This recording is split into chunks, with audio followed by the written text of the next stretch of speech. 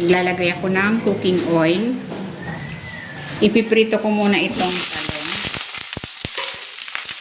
Lalagyan ko ito ng kunting asin para may lasa yung talong.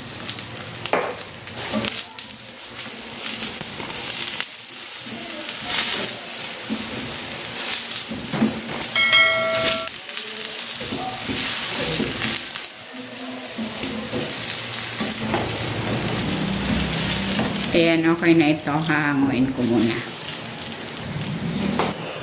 Next, isisir ko naman itong pork. Ito ay binabad ko na sa asin at paminta. Pork lomo ang ginamit ko.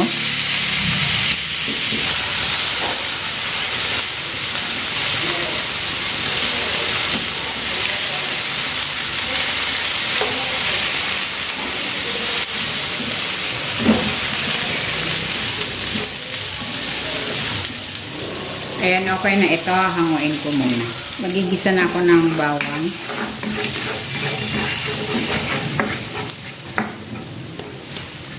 At ng sibuyas.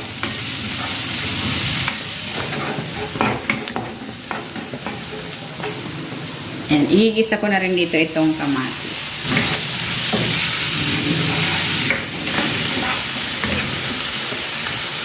Titimplahan ko ito ng patis at ng paminta.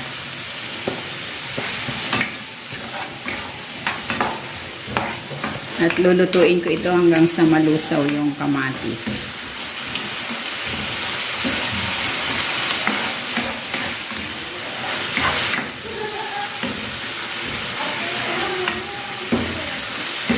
Ayan, pag ganitong lusaw na yung kamatis, ibabalik ko na dito yung pork.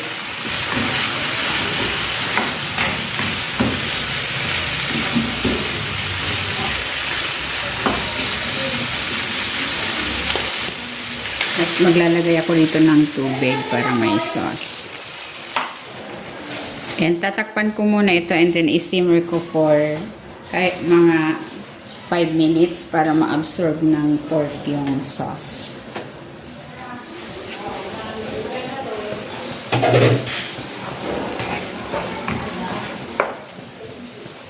Tinikman ko medyo matabang pa. Maglalagay ako ng konting asin at ng asukal para mabalanse yung lasa.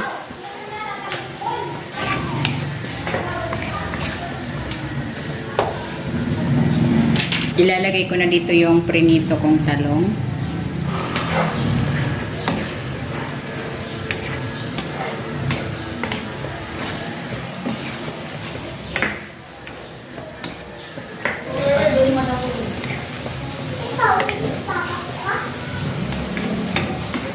Ayan, luto na itong pork kinamatisan. Hahanguin ko na ito.